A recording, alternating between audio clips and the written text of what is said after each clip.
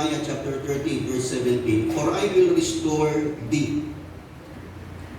I-restore kita, sabi ng Panginoon, "And I will heal thee of thy wounds, saith the Lord. Because they call thee an outcast, saying, This is Zion, whom no man seeketh after." Sabing ganito, sabi ng Panginoon, i-restore kita, pagagalingin ko yung mga sugat, sapagkat ikaw ay tinawag na itinakwil, outcast, no? At sabi, ito ang Zion na wala nang nagmamalasakit. Sabi kong gano'n. Basahin ko po dito sa pagkakasalin ko rito sa Tagalog version. Medyo susundan ko po, basahin ko po yung iba pang mga talata. Sabi rito, "Ibabalik ko ang kalusugan mo at pagagalingin ang iyong mga sugat. Kayo'y tinawag nilang mga itinakwil, ang Diyos, ang Zion, na walang nagmamalasakit." Ayun. Sabi ng Panginoon, ibabalik ko ang kalusugan mo, pagagalingin ang iyong mga sugat. Sapagkat kayo dati, sabi kayo, tinawag nilang mga itinakwil, ang Zion, na walang nagmamalasakit. No? Sabi ng banal na kasulatan. Sinabi pa rin ni Yahweh, dudugtungan ko lang po yung kasunod na talata, "Muli kong ibabangon ang lipi ni Jacob. Pagpapalain ko ang kaniya, bawat lungsod na winasak ay muling itatayo at ititindig ang bawat gusali." Binanggit po yung lipi ni Jacob, sapagkat ang lipi ni Jacob, yan po ay galing sa lipi ni Abraham. At tayo pong lahat ay mga naging kasama sa lipi ni Abraham because of our Lord and Savior Jesus Christ. Kaya ito pong binabanggit tungkol sa lipi ni Jacob, na kung saan galing kay Abraham, ay tumutukoy din para sa buhay ng bawat isa sa atin. Kaya sabi niya rito, "Muli kong ibabangon ng lipi ni Jacob, pagpapalain ko ang bawat angkaniya. Bawat lungsod na winasak ay muling itatayo at ititindig ang bawat gusali." Yung mga nawasak, muling itatayo, i-restore ng Panginoon, muling ibabangon ng Panginoon. Sabi rito, "Ang mga tao ron ay aawit ng pagpupuri at magkakaingay sa tuwa. Sila'y aking pararamihin. Pararangalan ko sila at wala nang hahamak sa kanila." Ayan. "Ibabalik ko ang kanilang kapangyarihan at sila'y magiging matatag sa harapan ko. Parurusahan ko ang lahat ng mga api sa kanila. Lilitaw ang isang pangulo na wala rin sa kanila. Aanyayahan ko siya, kaya't siya na may lalapit sa akin, sapagkat walang mga ngahas na kusang lumapit sa akin. Kaya nga, sila'y magiging aking bayan at ako ang magiging kanilang Diyos. Ito ang sabi ni Yahweh." Ayun. Pakaganda po ng mga pangako ng Panginoon dito tungkol sa panibagong pagpapala, restoration, pagpapanumbalik ng kalusugan at kagalingan, at muling pagbangon, sapagkat yan po ang restoration. Ang restoration po ay tumutukoy po sa, pag sinabi po natin restoration, ito po'y tumutukoy sa act of repairing. I-repair, inaayos, rehabilitation, rebuilding, reconstruction, redecoration. Sa iba, renovation. Kaya minsan mayroon mga lumang bahay na nire-renovate, pinagaganda, no? Mga nasira, nire-repair, and that is part of what we call restoration. And our God is the God of restoration. Gusto niyang i-restore ang ating mga buhay, hindi lang naman ang mga material na bagay, financial na bagay, maging lahat ng aspeto ng buhay natin. God wants to restore it. Sapagkat nung nilikha ng Diyos ang unang tao, sila ay ganap, kumpleto sa lahat ng bagay at maganda ang kanilang katatayuan. Kaya lang nung pumasok ang kasalanan, nagkagulo-gulo na ang lahat, nagkaroon na ng kamatayan, nagkaroon na ng sakit at karamdaman, at yung mga nilikha ng Panginoon na maayos ay biglang nagkaroon ng kadiliman. Kaya nga nung unang nilikha ng Diyos ang langit at lupa ay maliwanag po at dumating po ang isang matinding pangyayari, kaya nagkaroon ng kadiliman at ni-restore ng Panginoon yung liwanag. Ganon din sa buhay ng bawat isa sa atin, mga kapatid. Maring naranasan po natin at some point of our lives that we are so much blessed. Maganda, masaya, pinagpapala ang ating mga buhay, nararanasan natin ang mga pabor. At biglang dumating minsan sa isang pagkakataon nating buhay na parang nag-deteriorate. Parang minsan bumaba ang level, parang nawala, parang medyo nasira, nagkaroon ng karamdaman. But I tell you, God wants to restore everything. At pag nag-restore si Lord, it will be greater than the former. Ibig sabihin, pag nag-restore ang Panginoon, mas maganda kaysa dati. Kaya kung minimiti mo na, Panginoon, gusto kong maranasan yung mga dating magagandang bagay na iyon, mga kapatid, higit pa ron ang gagawin ng Panginoon sa araw ng kanyang restoration sa buhay mo. Just continue to believe and focus on the restoration that God has prepared for you this season. Meron nakaraang restoration ng Panginoon sa bawat isang maniniwala that God can restore the good things that we have experienced in the past na kaya na-restore ng Panginoon sa ating kapanahonan. Muli, amen po ba? Yung naniniwala, magsabi ng amen. Meron mga tinatawag na physical restoration, meron din spiritual restoration. But the first and foremost na gustong restore ng Panginoon is the spiritual aspect of our lives. Kasi gusto ng Panginoon yun ang unang ma-restore. Kaya nga ba nung si David, nagsabi siya sa Panginoon, restore unto me the joy of your salvation. Sapagat nung nagkasala si David, at nagkasala siya ng pangalo niya doon kay Bathsheba, nawala yung joy niya, no, sa Panginoon. Minsan may mga ganung mga tao nawawala yung joy. Kaya nga, lagi ko kayong in-encourage to come into the house of the Lord.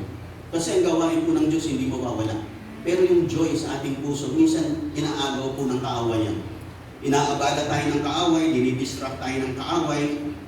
Sa maraming mga kaabalahan ng buhay, hanggang minsan isang araw, ka-absent natin sa gawain ng Panginoon, nawala na yung joy natin na gumalaw.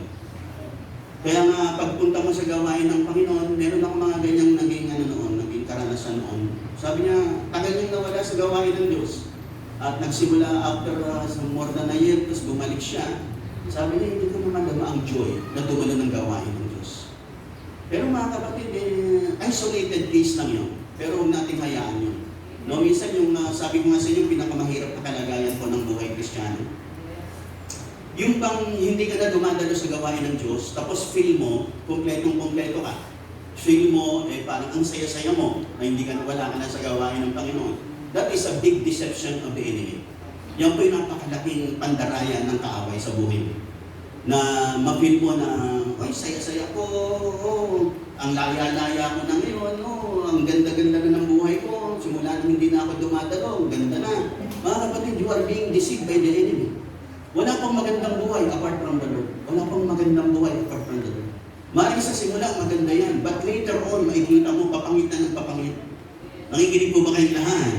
Maaaring sa simula, parang, ay, tingnan mo, hindi na ako dumadalo. Tingnan mo, kahit anong oras ako magising pag-araw ng linggo, no, hindi katulad nun, obligado akong gumising ng maaga. Pero pag tingnan nyo, in the long run, yung kaibahan ng isang tao na hindi na nagpapatuloy sa Panginoon at yung tao nagpapatuloy sa Panginoon. Pagdating ng panahon, mga kapatid, makikita mo na ang talagang pinagpala ay nagpapatuloy. Maaaring sa simula, sasabihin nila, parang ganda naman ang buhay niya. Hindi na nga dumadalo, parang sa pang gumanda, sumaya ang buhay niya. That is, sabi ko nga sa inyo, that is a big deception of the enemy. Dahil ay malaking pandaraya ng kaaway sa buhay ng tao. Na para bagang we can be complete without the Lord, without the Word of God, without the house of God. Parang kumpletong-kumpleto na tayo. You are being deceived by the enemy. Ikaw ay nadaya na ng kaaway. Dapat mong malaman that your completeness is in the Lord. At ang completeness ng buhay mo ay dadaloy habang nananatili ka sa tahanan ng Panginoon. Mga kapatid, ang buhay po ay hindi lang hanggang dito ang ating pinaghahandaan. Ang pinaghahandaan natin ang buhay po sa kanila. Amen po ba? Amen po ba? Kaya nga, what shall it profit a man if he gains the whole world and lose his own soul? Anong mapapala mo? Mapasay man ang lahat ng bagay sa ibabaw ng lupa, pero pagkatapos nito, ang kaluluway mo'y magdudusa sa apoy ng impyerno. Anong napala mo? Yumaman ka man. Sabi mo, masaya ka, pero totoo, walang true peace, satisfaction, and contentment in life apart from the Lord. Wala po, mga kapatid. Laging may kulang, laging may nahanap. Pag binasa niyo po mga buhay, talambuhay ng mga artista, ng mga mayayaman na nakakilala sa Panginoon, mapagkikita niyo sa kanilang mga patotoo, despite the fact na sila'y super yaman, sila'y mga bilyonaryo, sila'y mga sikat, nasa kanila ng lahat ng bagay. Pero dumating yung time sa kanilang buhay na feel nila the emptiness in their lives. Na kulang pa rin, hindi pa rin ganap. No, minsan tayo, minimiti natin, maging milyonaryo lang tayo. Pero pag naging milyonaryo na tayo, nawala si Lord, makikita mo, kulang na kulang pa rin. Nakikinig mo ba kayong lahat? Pero yung mga nasa Panginoon, kahit hindi maging super milyonaryo, feel natin talaga, kompletong-kompleto tayo kasi kasama natin ang Panginoon. Mga kapatid, kasi ang pinakaugat ng lahat ng yan, walang iba kundi ang Panginoon. Amen po ba? Na kahit na mapasa yung lahat ng bagay, but apart from the Lord, mga kapatid, hindi ka magiging ganap. At hindi ka magiging ganap na masaya at mapayapa sa buhay nito. Lagi kang nangangapa pagdating ng panahon. At mapipil mo saan ba ako pagpupunta pagkatapos nito. Kaya nga tayo pong mga nasa Panginoon, this is one of the great privileges that we had because of our Lord and Savior Jesus Christ. Ang hinihiling ko lang sa inyo mga kapatid, pakamahalin natin at bigyan natin ng importansya ang ating relationship sa Panginoon. At lalo na ang ating patuloy na pananalangin at pagdalo, pag-araw ng linggo mga kapatid, dapat ay tuloy-tuloy yan mga kapatid. Pagka hindi mo minsan naabala ka ng konti, maraming mga distraction, busyness, o kaya tinamad ka. Sabi ko nga, it's either busyness or laziness ang maglalayo sa Panginoon. Pero wala na pinakamaganda kundi maging busy sa Panginoon. Amen po ba? At hindi po sayang mga kapatid. Yung mga ini-invest po nating time sa Panginoon, yung mga ini-invest nating money, yung mga ini-invest nating energy, yung ating time, talents, and treasures that we have invested into the house of the Lord at para sa Panginoon. Mga kapatid, hindi mo pagsisisihan na yan ay ginamit mo para sa Panginoon. Amen po ba? Sapagkat gagantimpalaan ka hindi lang dito sa lupa hanggang sa kabila gagantimpalaan ka. Amen po ba? Yung ibang ginagamit nila yung mga talento nila para sumikat sa mundo, para sumikat sa lipunan. Pero hindi nila ginagamit. Pagpatungkol sa Panginoon, ayaw nilang paggamit sa Panginoon. Kapatid, that is very wrong. Una sa lahat, kay Lord natin ipapagamit ang mga talentong ito sapagkat galing ito sa Panginoon. And God is expecting every one of us to use our time, talents, and treasures for Him. Sapagkat galing yan sa Kanya. At kaya niya binigay yan sa iyo para maluwalhati siya habang ginagamit mo for Him. Eh yung iba, ginagamit nila para sa iba. Para sa mundo, para sumikat sa mundo. Pero apart from the Lord, mga kapatid, may mali po, may mali.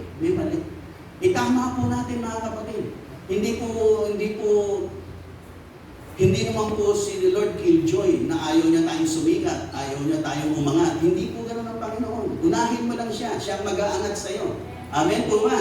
Kasi minsan yung iba, gusto natin iangat ang sarili natin. Mga kapatid, hayaan mong si Lord ang mag-angat sa iyo. Unahin mo siya. Paglingkuran mo siya, alin mo sa kanyang oras mo, lakas mo, talento mo, maging pera mo, mag-invest ka for Him. E alin mo sa kanya, for sure mga kapatid, makikita mo your life is filled, your life is satisfied, your life is contented, sapagkat na-offer mo para sa kanya.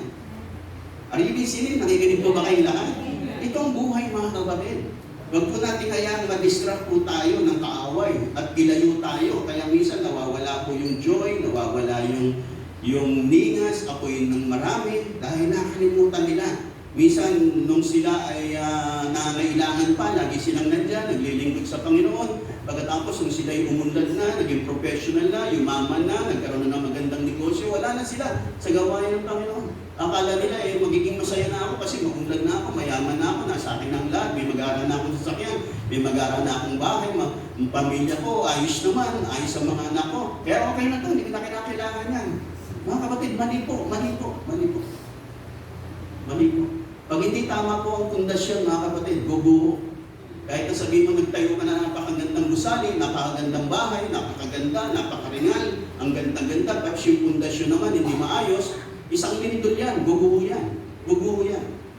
Ang buhay po natin dapat nakapundasyon lagi kay Lord. Dapat si Lord ang pundasyon, si Lord ang pangunahin, si Lord ang pinakamahalaga sa lahat. Ang salita ng Diyos, ang ating ugnayan sa Diyos, ay bibigyan natin ng pagpapahalaga, higit sa anumang ugnayan sa ibabaw ng lupa. Sapagkat itong ating pinag-uusapan dito, ang ating mga aral dito, mga kapatid, ito ay mga aral na magdadala sa atin sa piling ng Diyos sa langit, mga kapatid.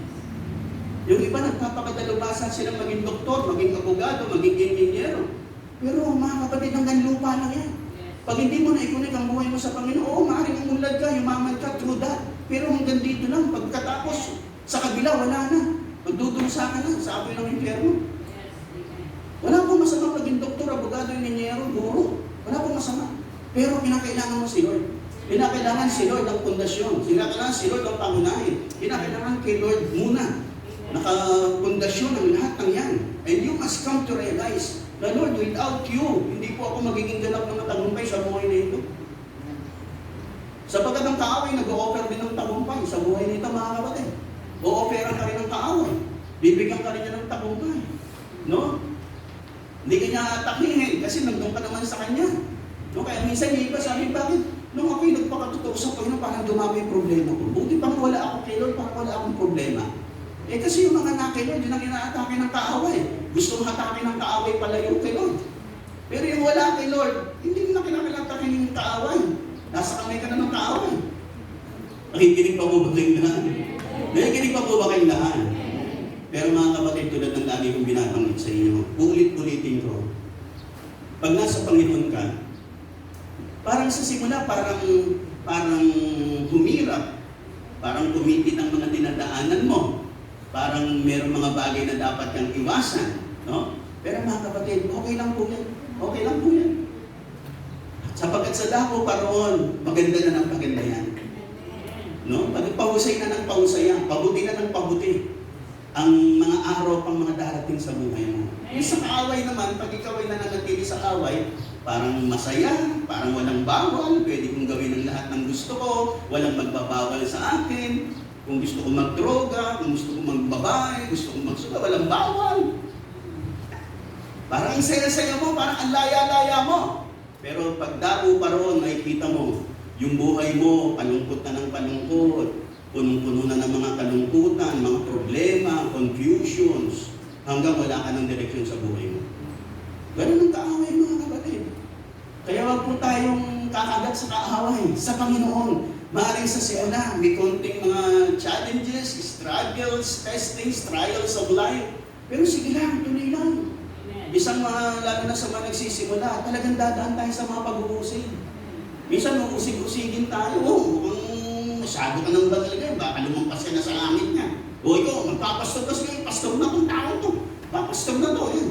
Ganyan ako no, kinakantsaw ka yung mga kasama ko sa trabaho. O siguro magpapastor ka na, no? Ayun nga, naging pastor na ako. Ano, kakakantsaw nila, magpapastor daw ako. Amen po ba, nanyawawa ka na, pero huwag kang mano sa kanila. Nakikinig ba kayong lahat? At minsan may mag-aaya sa atin sa mga lumang buhay natin, mga lumang ginagawa. Tulad ng sinasabi ko sa inyo, ito ang isasagot ninyo. Pagka lumaya ka na sa isang bisyo ng buhay, lumaya ka na sa ganung mga pang-bisyo, at biyayaya ka ulit. Ang sagot mo, nakikinig pa ba kayo? Lagi nyo sasabihin kasi ito yung sinagot ko nun sa mga kasamaan ko sa trabaho. Dati kong kasama sa beer house, nightclub, inuman, no? Kasama ko sila sa mga bisyo, mga pambabae, mga sugal. Nung ako'y nakakilala sa Panginoon, binigyan ako ng Panginoon ng karunungan. Simple lang. Ang sagot ko sa kanila, pasensya na kayo. Graduate na ako dyan. Graduate na ako dyan. Tapos na ako dyan. Dito na ako sa bagong buhay. Amen po ba? Kaya pag sinasabi ko sa kanilang pasensya na, graduate na ako dyan, tumitigil na sila. Pakita mong graduate ka na ron, tapos na yung buhay mo ron. Nandito ka na sa bagong buhay. Nakikinig mo ba kayong lahat? At ito ang pinakamagandang buhay. Ito ang pinakasiguradong buhay, mga kapatid. Dito mo mararanasan ang kilos ng Diyos yung buhay. Na yung kumbaga dumating yung mga time na pilit kang winawasan ng kaaway, God, the God of restoration will restore you. Aayusin niya ang buhay mo, pagagandahin niya ang buhay mo. Amen po ba? I've been with the Lord for the more than mahigit 30 taon na po, mga kapatid. At hindi po ako nagsisi. Amen po ba? I've been with the Lord for the past 38 years of my life. Nakakilala ako sa Panginoon at the age of 27. Kaya mas marami na. Nalampasan na po nung aking mga panahon na ako'y nasa Panginoon, yung mga panahon po nasa mundo. Sapagkat nakakilala ako sa Panginoon at the age of 27. At 38 years na ako sa Panginoon. No?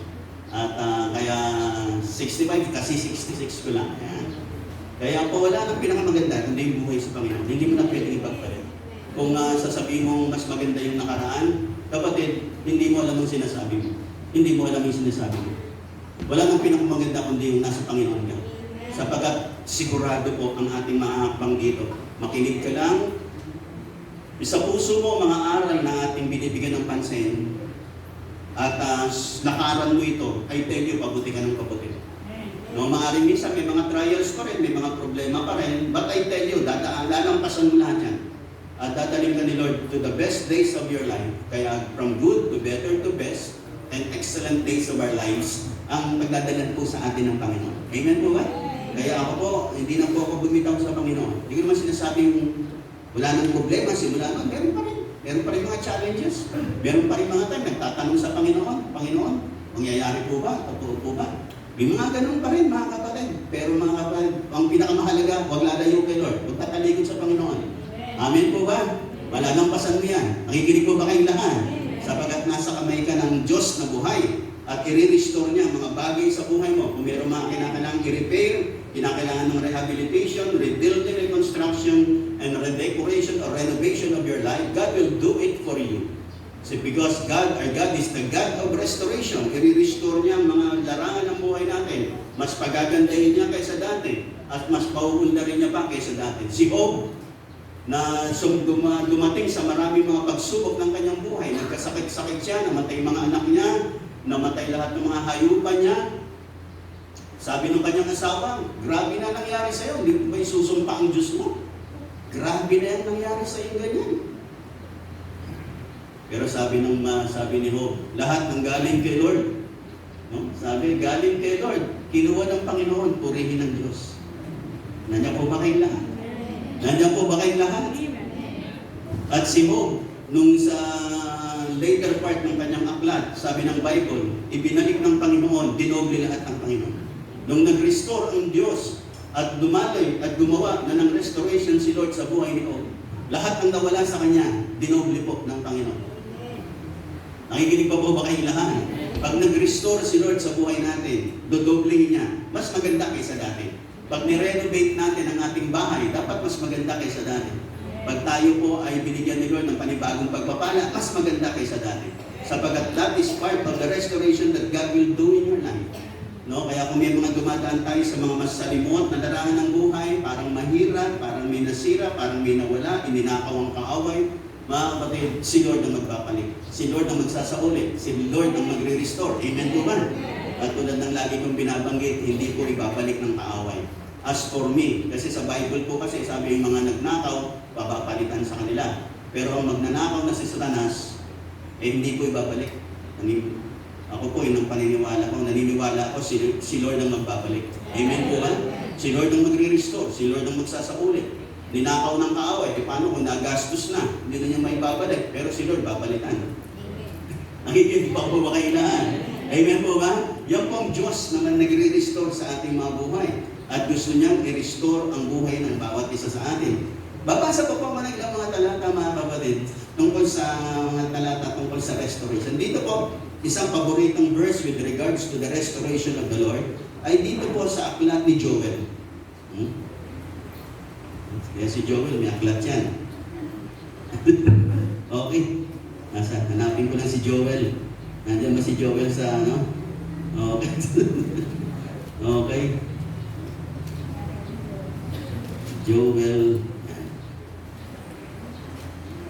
Joel chapter 2. Sabi po ng banal ng sulatan. Dito po sa book of Joel, ay dumanas po sila ng sunod-sunod na salot sa kanilang kabuhayan, sa kanilang mga pananim. Sunod-sunod po yung naging salot na dumating sa kanila. At ang ginawa po nila, sila nag-ayuno sa Panginoon. Hindi kaya nilang lahat ng mga tao. Hindi kaya nilang buong Israel na sila mag-ayuno at dumulog sa Panginoon. Pati mga bata, pati mga hayop, hindi po nila pinakain for quite some time. Kaya kung meron po tayong mga struggles na titinding dinadaanan sa ating buhay at paglilingkod, maring nililig ka ng Panginoon into a fasting day. O fasting days of your life. Pag meron mga ganon, just sundin mo lang siya. Sundin mo lang siya. No? Meron ka mga bagay na matagal mo nang dinadalangin, parang ayaw pang bumukas. Ang tagal-tagal mo nang ikinakatok, hindi pa rin bumubukas. Marilid ka ng Panginoon. Anak, mag-fast ka. Depende kung sasabihin sa inyo, Lord. Depende sa iyo. Isang araw, 2 araw, 3 araw. O kaya, depende kasi iba-iba ang fasting. May fasting na talagang walang pagkain, walang inumin. Meron mang fasting na iinom ka lang. Hindi ka kakain ng mga hard. No? Depende mga kapatid. Pero pag dilid ka ng Panginoon into a fast, just do it. At makikita mo, there will come breakthroughs sa buhay mo and there will come restoration sa buhay mo. Kaya kung ganun ang patnubay ni Lord, just gawin mo lang. Kaya nga sabi rito, pag binasa niyo po ang Joel chapter 2, sabi rito sa Joel chapter 2 verse 12, sabi rito, gayunman, dahil sa mga sunod-sunod pong salot na dumating sa kanila, pagkatapos na isang salot, dumating na naman ng isang salot, naubos ang kanilang mga pananim. Talagang naging hirap sila, wala na silang pang-offer sa templo, wala na silang panghandog. Kasi sobrang nagkaroon ng tagirap. At ang ginawa nila, nag-ayuno sila sa Panginoon at tumawag sila ng ayuno, maging bata, sanggol, hindi nila pinasuso, maging ang mga hayop, hindi nila pinakain. At talagang nag-ayuno ang lahat, ang buong bayan ay nag-ayuno. Yung nakikinig, magsabi ng amen. Sabi rito, gayon man, sa wika ni Yahweh, mataimtim kayong magsisi at manumbalik sa akin. Kayo mag-ayuno, tumangis at magdalamhati. Magsisi kayo ng tao sa puso, hindi pakitang tao lamang. Magbalik loob kayo kay Yahweh na inyong Diyos. Siya'y may magandang loob at puspos ng awa. Mapagpahinuhod at tapat sa kanyang pangako. Laging handang magpatawad at hindi magpaparusa. Maaaring lingapin kayo ni Yahweh at bigyan ng masaganang ani. Kung magkagayon, mahahandugan natin siya ng haing butil at alak. Kaya tumatawag po si Joel, Propeta Joel, ng tungkol sa pag-aayuno, panunumbalik sa Diyos, pagsisisi ng mga kasalanan, at pagpapakumbaba sa harapan ng Panginoon. Sabi niya rito, ang trompeta ihipan ninyo sa ibabaw ng bundok ng Sion. Iutos ninyo na mag-ayun ang lahat. Tawagin ninyo ang mga tao, pati para sa isang banal na pagtitipon. Tipunin ninyo ang lahat. Matatanda at bata, pati mga sanggol, maging ang mga bagong kasal, mga saserdote. Kayo tumayo sa pagitan ng pasukan at ang dambana. Manangis kayo, manalangin ng ganito. Mahabag ka sa iyong bayan, O Yahweh. Huwag mong tulutang kami hamakit pagtawanan ng ibang mga bansa at tanungin, nasaan ang inyong Diyos? Minsan dumarating sa gano'n. Kala ko pa naman born again. Bakit nagkakagano'n ng buhay? Bakit gano'n ang nangyayari? Kaya sabi nila, Panginoon, magmahayang hamakin kami. Na bakit ganito? Kala ko ba Diyos ang buhay ang Diyos nyo? Bakit nagkakaganyan kayo ngayon? Bakit naghihirap kayo? Bakit ang buhay nyo ay patungo sa kawalan at maraming problema? Kaya sabi niya, Panginoon, huwag mo niyang hamakin kami.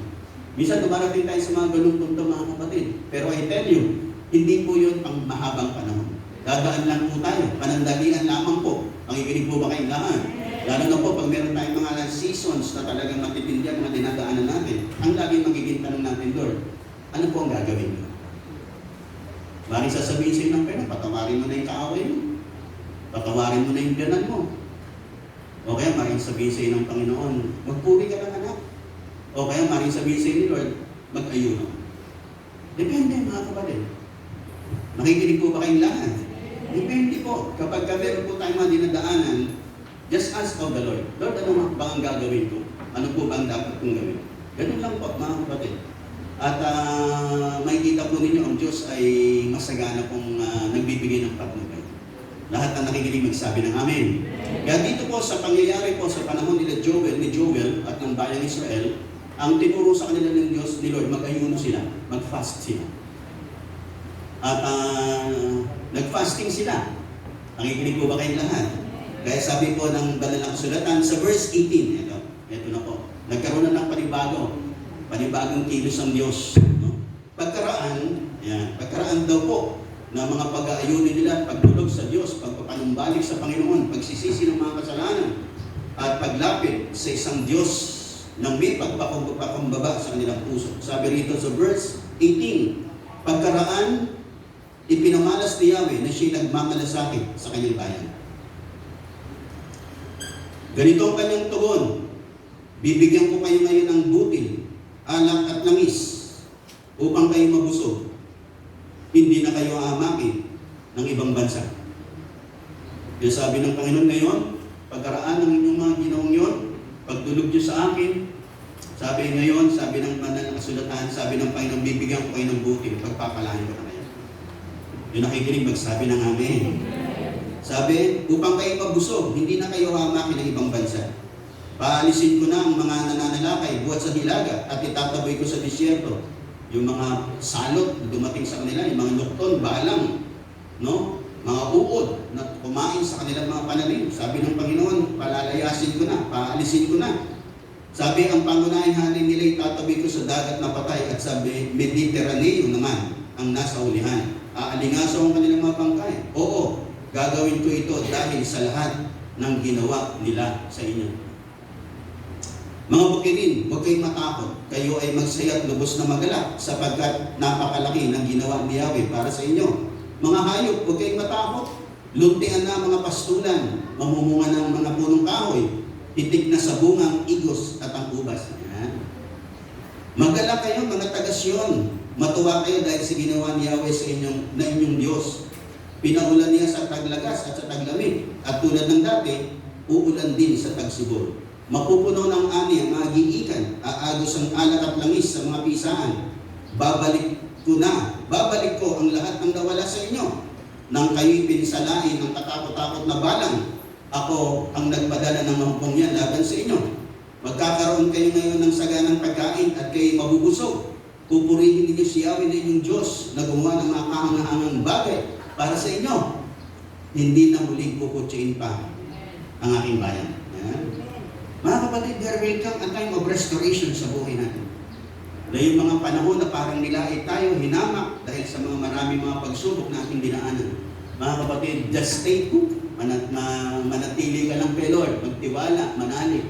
Sapagat lalampasan mo yon at makikita mo yung glory days of your life ng restoration ng Diyos ay maahayag at mangyayari sa buhay mo. And you will never be the same again. Sa magitan ng kamay ng Diyos na magpapalat sa buhay mo sa araw na iyon. Amen po ba? This is the restoration that comes from the Lord. Ang Diyos ang magre-restore mga kapatid. Ang Diyos ang magre-repair, magre-reconstruct. Yung mga bagay na nawala sa atin, papalitan ni Lord ng higit kaysa dati. Amen po ba? Nakikinig pa po ba kayong lahat? At yung mga bagay na minimiti natin, higit pa roon ang ipagkakaloob sa atin ng Panginoon. At tayo sasagana, mabubusog, sasaya tayo. Amen po ba? Lahat ang naniniwala, pumalakap ng malakas sa ating Panginoon. Amen. Gusto ni Lord, mga kapatid, magkaroon ng restoration sa buhay mo, sa pamilya mo. Hindi sa Panginoon, mga kapatid. Maaaring minsan dumaan kasi isang matinding problema, pero lagi mo nga asahan, iaangat ka dyan ni Lord. Pagtatagumpayin ka ng Panginoon, dadaling ka ni Lord sa victory, and mga victories ng buhay mo. Minsan dumaraan lang sa ilang mga pagsubok at pagtitiis. Just go on, trusting the Lord, believing in God, holding on to the Word of God. Paniniwala, Panginoon, pagkatapos ng lahat ng ito, may restoration na nakalaan para sa akin. Maniwala ka, kasi yan ang Diyos natin, mga kapatid. Hindi niya gustong palubog ka ng palubog, gusto niya paangat ka ng paangat. Amen po ba? Kung minsan dinaan ka niya sa isang pagsubok, makikinig pa po ba kayong lahat? Para lang minsan niya na kakain ka ng isang karne, kinakailangan i-pressure cooker mo muna. Pero pag lumambot na yon, papatayin mo na yung pressure. Papatayin mo na yung apoy, papatayin mo na yung init. Bakit? Kasi lumambot na. Nakikinig po ba kayong lahat? Kaya nga sa buhay natin, may mga breakthroughs si Lord. Pero before the breakthroughs are the brokenness sa ating mga buhay. Minsan may mga breakings pang ginagawa si Lord. Pagkatapos ng breakings, there come breakthroughs sa ating mga buhay. Pero minsan may mga time talagang dinadalisay ni Lord. Dinudurog tayo ni Lord. Nakikinig po ba kayong lahat? Nakikinig pa po ba kayong lahat? Mga kapatid, hindi po madaling magpastor. Maganda lang tingnan ng pastor na nakatayo, nangangaral. Kala mo, puro tagumpay ang kanyang buhay. May mga kabiguan din ang pastor. Bago ko po naging ganap na pastor dito sa iglesia nito, halos 3 taon po ako umiiyak sa iglesia nito. Napakarami kong luha rito. At talaga namang during those days and years, binrake talaga ako ng binrake ng Panginoon. Marami mga bagay na hinubog, inayos si Lord sa buhay ko. At kaya during those years, halos sabi ko nga sa inyo, nag-resign na ako sa church na ito, hindi ko na kaya. Hindi ko na kaya. Ang mga problema, hindi ko kaya. Kaya dumating ako sa time, nag-resign na po ako. Ayoko na, hindi ko na kaya. Hindi ko na kaya ipagtanggol ang sarili ko. Hindi ko na kayang ipagpaliwanag pa. Hindi ko na kaya. Ayoko na. Sobra. Talagang, pero hindi ko alam, meron palang binibreak si Lord sa aking puso. Meron pala siyang dinuduro. Meron pala siyang inuhulog. Kaya minsan ang nakikita natin sa mga pastor, yung mga times ng glory days ng buhay ng pastor, na kung saan pinagpapala na siya ni Lord. Pero hindi nyo makita yung mga times of breakings, mga times of brokenness, mga times na puno ng testings, mga times na puno ng pagluwag. Hindi nyo po nakita yun. Mga times yun na itinago ka ni Lord. Doon sa panahon, kaya katulad ng isang propeta, kundi si Elijah, si Elisha, nilagay sila sa Urim. Doon, makipag-ugnayan sila sa Panginoon. Dumarating tayo sa mga ganyan panahon ng buhay natin, mga kapatid. Pero mga kapatid, hindi po tayo lagi sa panahon ng gano'n. Amen po ba? Nakikinig po ba kayong lahat? Kasi pagkatapos, lahat na nakikinig, magsabi ng amen. Pagkatapos mo ng maraming luha, pagtitiis, pagsasakripisyo, despite all those things, nagpapatuloy ka kay Lord, naniniwala ka na ang Panginoon ay sasamahan ka. Kasi po ako nung ako'y dinala ng Panginoon dito sa Nueva Ecija, nung sinabi ng ating senior pastor sa Manila na pupunta ka sa Nueva Ecija, magpapastor ka. Ako naman po kasi, sabi mga sa inyo, pag sinabi ng aking leader, ng aking pastor, hindi po ako humihindi. Puro yes lang po ako. Lalo na pag sinabi ng aking pastor, senior pastor ang nagsabi sa akin, papadala ka namin sa Nueva Ecija. Hindi po ako nagnono na paano po ang aking pamilya, paano po kami. Puro yes lang po yan. Yes po. Pero nung sinabi yun po sa akin, ako pinanalangin sa Panginoon. Sabi ko, Panginoon, bigyan mo ako ng word papunta sa Nueva Ecija. Bigyan mo ako ng salita po ninyo, Panginoon. Sa ganon, pagpunta ko ron, meron akong daladalang salita po ninyo. At binigay sa akin ng Panginoon yung Isaiah 43, verse 18 to 19. Yung word doon na, behold, I will do a new thing. Behold, I will do a new thing. Kaya nung mga panahon na pagpunta ko rito, siyempre, alam mo naman, pagka bago, parang masaya sa simula. Pero after 6 months, 1 year, yan na, uusbong na yung mga problema na hindi mo na kayang i-handle. Pero hindi ko nakakalimutan yung word ni Lord. Behold, I will do a new thing. Yung mga panahon na yun, hindi ko kayang paniwalaan mo. Paano mangyayari yun? Kala ko ba maganda yung nilalaan mo? Kala ko, Panginoon, mga bago at magagandang bagay ang makikita ko roon. Bakit puro problema? Parang hindi ko na kaya. At maraming mga challenges. Pero minsan bumubukal sa puso ko lagi yung word ng Panginoon. Behold, I will do a new thing. Hindi ko alam kailan mangyayari, paano mangyayari. Kailan magsisimula yung new thing ng Panginoon, yung bagong bagay na gagawin ng Diyos. Pero mga kapatid, it's up to God. Buhat sa, bahala na si Lord doon. Basta ang pinakamahalaga, magpatuloy lang tayo sa Panginoon. Amen po ba? Sapagkat habang nagpapatuloy ka, hindi mo mamamalayan, eto na, dumarating na, lumiliwanag na. Nangyayari na yung mga bagong bagay. Amen po ba? Nakikinig po ba kayo lahat? Kaya do not be discouraged, mga kapatid.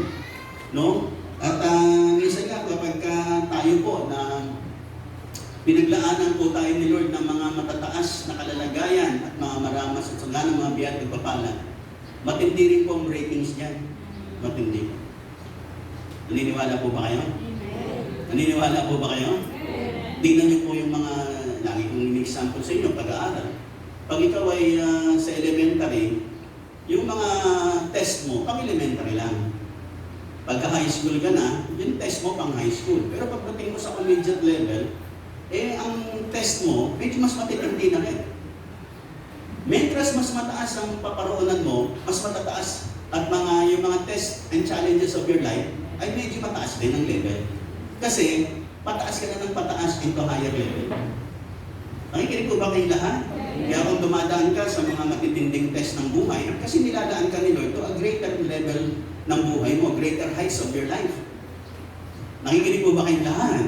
At higit sa lahat ang pinakamaganda, kasama mo si Lord. Huwag kang panghihinaan ng loob, kasama mo ang Panginoon, pagtatagumpayin ka niya. Kaya nga laging sinasabi, the greater the battle, the greater the blessings. Naniniwala po ba kayong lahat? Naniniwala po ba kayong lahat? Mas matitindi yung mga dinadaan mong problema, matindi kasi yung mga nilalaan ni Lord na aakyatan mo, na promotion mo, na restoration na gagawin ng Panginoon. At yung nilalaan ng Panginoon na blessings and rewards para sa buhay mo dito sa lupa, ay grabe. Kapatid. Kaya kung dumaraan ka sa mga ganung sitwasyon ng buhay, do not lose heart. Continue to believe. Kasi ang pinakamahalaga, kasama mo si Lord. Lahat na nakikinig, magsabi na amen. Kaya nga sa buhay po natin, ano man ang dinadaanan mo, lahat na masaya magsabi ng amen. Ano man ang dinadaanan mo, mga kapatid, kasama mo si Lord at i-restore ng Diyos kung meron mang nasira, meron na yupe, merong hindi naging maayos, medyo may lumihis, i-restore ng Panginoon. Kung meron mang ninakawang kaaway, kung meron mang ginawang damage sa iyong kaaway, God will restore it just for you. Re-restore ng Panginoon. Amen po ba? Yung nakikinig, magsabi na amen. Kalabitin mo yung katabi mo, sabi mo, i-restore ni Lord. Amen. Yung naniniwala, pumalakpak ng malakas sa ating Panginoon. Amen. Kaya nga mga kapatid, i-restore ng Panginoon mga kapatid. Kaya ano man ang inakala mo, parang nawala, parang umangit, parang hindi gumanda, mga kapatid, huwag kababahala. Nandito ang Panginoon para restore. At pag nag-restore si Lord, mas maganda kaysa dati. Mas marami kaysa dati. Amen po ba? Mas blessed kaysa dati. Amen po ba? Ganyan, mag-restore ang Panginoon. Kaya sabi doon sa Jeremiah 30 verse 17, sabi doon sa binasa natin, I will restore health to you and heal you of your wounds. Sabi doon sa English version. At higit sa lahat, ang unang nire-restore ng Panginoon after ng ating mga spiritual na buhay, re-restore niya din ang ating mga physical life. No? Re-restore niya ang ating kalusugan kasi paano tayo maglilingkod sa Panginoon kung hindi tayo malulusog? Kinakailangan na i-restore tayo ng Panginoon, bigyan niya tayo ng kalusugan. At itong mga kagalingan natin buwan sa Panginoon ay mga biyaya at pagpapala na bigay sa atin ng Panginoon. Mga kapatid, wala akong sakit karamdaman nung ginawa ng Diyos ang unang mga magulang natin, si Eva at si Adan. But because of sin, ay pumasok ang sakit karamdaman. Kaya nga dumating si Jesus na matay sa krus ng Kalbaryo. Sabagat gusto ni Lord magpagaling at gusto niya magbigay ng kalusugan para sa bawat isa po sa atin. Amen po ba? Nandiyan pa po ba kayong lahat? But of course, as we walk into this dito sa mundong ibabaw, mag-iingat din po tayo sa ating mga ginagawa, kinakain, at higit sa lahat, lagi tayong hihingi ng gabay at patnubay sa Panginoon. At kung dumating man na tayo magkaroon ng sakit karamdaman, continue to claim the Word of God. Kanina yun ang tinuturo ni Brother AC tungkol sa galingan. At kung kayo nakinig na mainam, naniniwala ako na nakakuha po kayo ng mga mahalagang patnubay buhat sa salita ng Diyos para sa ating mga kagalingan. Higit sa lahat mga kapatid, kagalingan po natin ay nakabase po sa sinasabi ng salita ng Diyos. Sapagkat yung salita ng Diyos ay magbabago sa kalagayan mo. Kung ikaw man ay mga may dinaramdam, yung salita ng Diyos, babaguhin niya lahat yan. Magkakaroon ng restoration through the power of the Word of God. I-restore niya, maging ang mga physical, ang mga iba't ibang parts ng ating mga physical bodies ay kayang i-restore sa magitan ng salita ng Panginoon. There is healing in the Word of God. Kaya nga sabi ng aklat ng Maawit, God sent His Word and healed them. Pinadala ng Diyos ang kanyang mga salita at sila'y nagsigaling. Kaya kung meron po tayong mga nararamdaman, kung sabi nga ni Isaac, kahit wala kang nararamdaman, continue to declare health sa iyong buhay. At patuloy namin dinideklara ni Bible yan, there is divine health and healings for each one of us. Sapagat magpapatuloy tayo sa Panginoon, magpapagamit tayo sa Panginoon, at gustong i-restore ng Panginoon ng health nating lahat. At kung tayo man po ay nagkakaedad na, siyempre pag nagkakaedad may mga nararamdaman na. Pero maniwala ka, meron ka pa rin good health from the Lord, meron kang divine health from God. Amen po ba? Napakabuti po ng Panginoon. Alam niyo po, yung katawan natin, may mga healing components po yan, ang ating mga katawan. May mga healing components. Kaya tingnan niyo yung mga bata, kahit medyo mapilayan ng konti yan, gumagaling yan. Kasi may healing components ang body natin. Kaya meron tayong mga immune system na tinatawag, meron tayong mga sundalo sa ating katawan. Very bahagi ng kagustuhan ng Diyos na pagalingin tayo. At hanggang sa ating katayuan mga kapatid. We have been through this pandemic for the past 2 years mga kapatid. At sabi nga may another wave na naman. Pero mga kapatid, wag po natin tanggapin yung another wave. Nakikinig po ba kayo lahat? Si Sister Rowena kasi nasa Taiwan kasama namin pagka Wednesday. Sabi niya bigla raw tumaas ang cases sa Taiwan. No? Kaya medyo pinag-ingat daw uli sila. No? Pero mga kapatid, wag po natin tatanggapin sa ating bansa, sa ating pamilya, sa ating lugar. Nakikinig pa po ba kayong lahat? Nakikinig pa po ba kayong lahat? Kasi alam niyo ang kaaway, nagpapalaganap ng mga ganyang mga kaisipan para magpahasik ulit. No? Kaya, pero ang ihahasik natin, ang kagalingan-galing sa Panginoon. At kung sakaling dumating ang sakit karamdaman, meron tayong pagalingan, bigay ng Panginoon. And God will restore us, restore our health, and give us healings. Sa bawat larangan ng buhay natin, pagagalingin po tayo ng Panginoon. Lahat ng naniwala magsabi ng Amen. Mga kapatid, tulad ng binabanggit ko nung nakaraang Wednesday, pagagalingin ng Diyos ang ating mga physical, no? Kaya kung mayroong mga may sakit karamdaman, just continue to declare healings.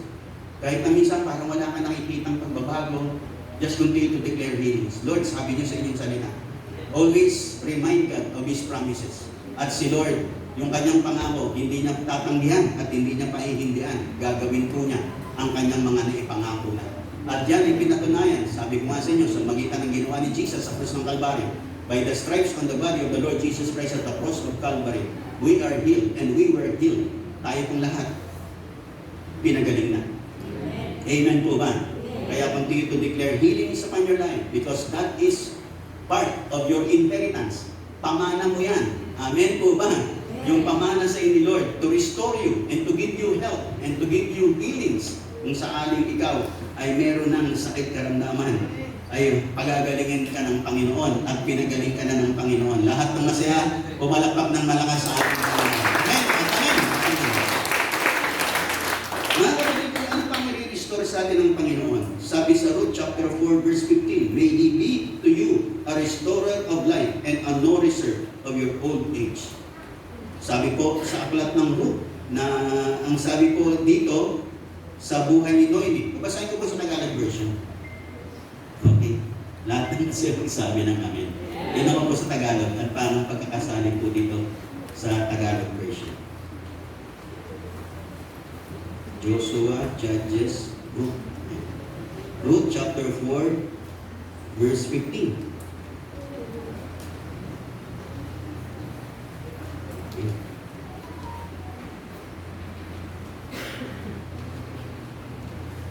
Sabi po dito, Tagalog version of the Bible. Sabi niya rito, verse 15, maghatid nawa siya ng kaaliwan sa puso mo at maging gabay sa iyong katandaan.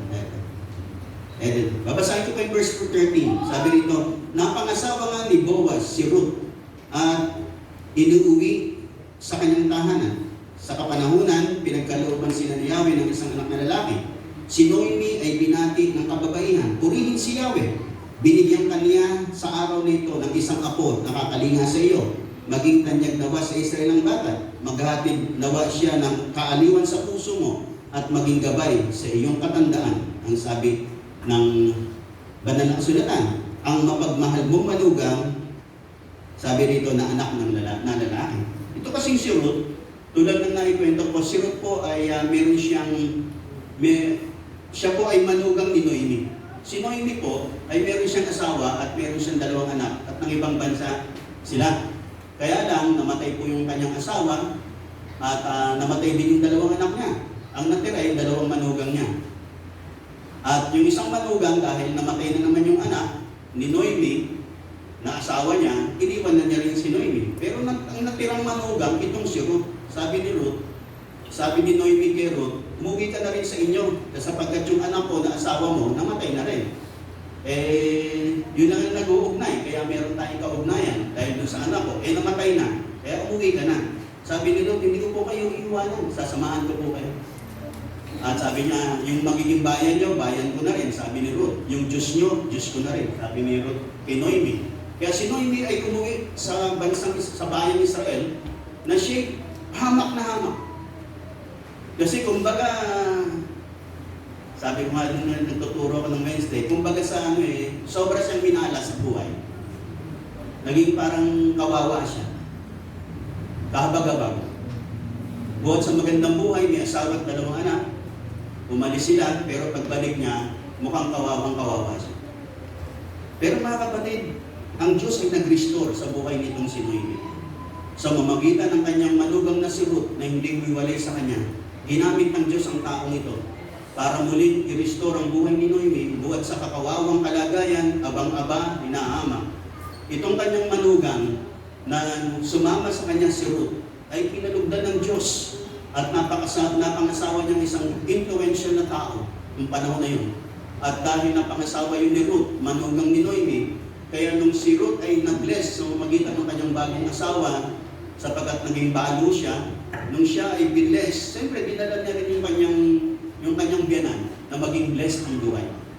Kaya nga, itong si Ruth ay simbolo ng isang simbolo. Nakikinig po ba kayong lahat? Itong si Ruth ay simbolo rin sa isang larawan ng walang iba kundi si Jesus, na kung saan tinubos po tayo sa kahirapan, tinubos tayo sa hamak na buhay para bigyan po tayo ng isang bagong buhay. Kaya sabi nga po ng banal na kasulatan, sabi ni Lord, I have come that you might have life and have it more abundantly. Kaya po tayo tinawag ni Lord, mga kapatid. Actually, walang mga direksyon ng buhay natin. Patungo tayo sa kawalan. Patungo tayo sa kapahamakan ng buhay.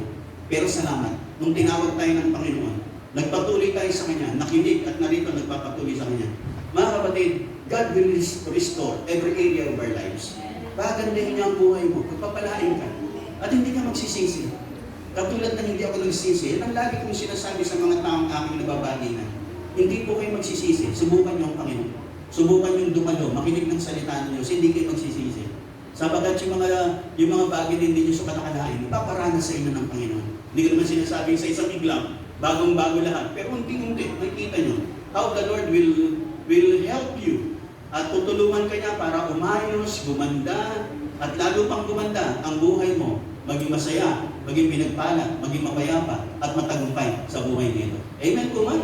Kaya ito pong si Ruth ay ginamit po ng Panginoon para sa buhay ni Noemi, na magkaroon ng restoration ng buhay ni Noemi, buhat sa pagiging hamak, api, aba, at minalas ng todo-todo, pero nagsimula na mag-restore ang Panginoon through this woman na ang pangalan ay walang iba kundi si Ruth.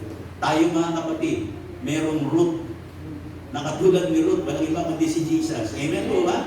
Siya'y namatay sa krus para tabusin tayo, patawarin ang ating mga kasalanan, iaon tayo sa buhay na pangit, at dalhin tayo sa isang magandang kalalagayan ng buhay. And He is here, mga kapatid. Si Lord patuloy na magre-restore pa sa ating mga buhay. Kaya patuloy tayong dumadalaw, nakikinig, kasi nire-restore pa tayo ng nire-restore ng Panginoon. Amen po ba? Papaguhin pa niya, pakikinisin pa niya, pagagandahin pa niya, pagniningningin pa niya ang buhay ng bawat isa sa atin. Kasi nandito tayo, nagpapatuloy, nananalig, umaasa, nagtitiwala sa Kanya. At sa Kanya, paganda ng paganda, pabuti ng pabuti. Amen po ba? Kapag po natin hahayaan na mawala, mga kapatid, at malayo pa tayo sa Panginoon, kahit na gano'n tayo kaabala, kahit gano'n na tayo pinagpala, kahit gano'n na tayo ka-blessed, mga kapatid, don't ever go far away from the Lord. Huwag ka nang lalayo sa Panginoon, manatili ka sa Kanya. Amen po ba? Kahit dumating yung time, malusog ka na, magaling ka na, kahit mayaman ka na, pinagpala ka na. Sabi ko nga sa inyo, wala nang pinakamasarap kay Lord, yung pinagpala ka, tapos pupunta ka sa tahanan ni Lord. Lord, wala po akong mahihiling pa sa inyo, nandito ako para magpasalamat lang. Magpasalamat sa dakilang bagay na ginawa niyo sa aking buhay. Amen po ba? Tuwang-tuwa si Lord, mga kapatid. Kapag ka ganun, karamihan sa atin, pumupunta tayo kasi may kailangan tayo. Well and good, napakaganda po niyan na tayo narito sapagkat meron tayong mga hinihiling sa Panginoon. Pero wala nang pinaka-the best, mga kapatid. Kundi yung maranasan natin pinagpala ang ating buhay. Wala na tayong kailangan sa buhay dito, pero nandito pa rin tayo. Kasi gusto natin magpasalamat sa Kanya sa lahat ng mga buting bagay, dakilang bagay na ginagawa niya sa buhay natin. Yung restoration na ginawa niya noon, ngayon hanggang ngayon, magre-restore pa ang Panginoon. Ang pag-iinisin niya, pagagandahin niya, pagniningningin niya ang buhay ng bawat isa sa atin. This is our God. He will restore us. And He is the God of restoration. At di siya titigil hanggat hindi gumaganda ang buhay mo. Amen po ba? Hindi siya titigil hanggat di ka gumagaling. Hindi siya titigil hanggat di kayo mayaman. Hindi siya titigil hanggat di ka umaangat sa buhay nito, mga kapatid. Sapagat masaya si Lord pag pinagpahala ka. Masaya siya pag magaling ka na. Masaya siya pag blessed ka. Masaya siya pag maganda ang buhay mo at pamilya mo. Masaya ang Panginoon. Kaya gagawin niya ang lahat para ang restoration niya ay magkaroon ng kaganapan sa buhay mo.